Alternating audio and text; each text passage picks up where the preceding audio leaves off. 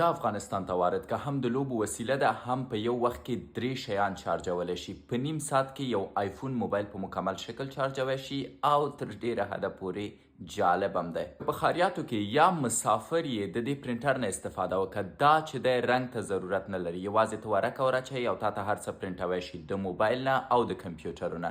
څوک داسې پرنټر په خپل دفتر کې نه غواړي چې هغه د نور رنګ ته ضرورت ونه لري. کوچنۍ وسیله ستاسو په کور کې ډېرې غټې ستونزې حل کولی شي او که چیرته ته افغانستان ته وارد کړي او خلک یې په اړه پوه کړي چې څنګه ترې استفاده کولی شي پرته د شکه چې هر څوک به یې د کور دپاره اخلي، په ځانګړي ډول د میخو د ټک وهلو په ځای تر ټولو بهتره وسیله ده. ولې یې باید یو څوک درنه وانخلي؟ دا وسیله د کوچنیو کثافاتو د راویستلو او بیرته خطا کولو دپاره تر ټولو ښه ده. غالبه خبره دا ده چې چارجیږي او وایرلس لري، مطلب اړتیا نشته چې تاسو غټ لاین ورپسې نیولی. او زه فکر کوم په ډیری ځایونو کې دې ته ضرورت دی، ځکه ځینې کثافتونه په ډیرې سختۍ لرې کیږي. مثلا په خارج کې تاسو دا خرڅوی شئ، ډیری خلک نشي کولی خپل کوچونه پاک کړي ځکه منځ کې چې دی خاورې ننوتي او په دې واسطه یې پاکوی شي.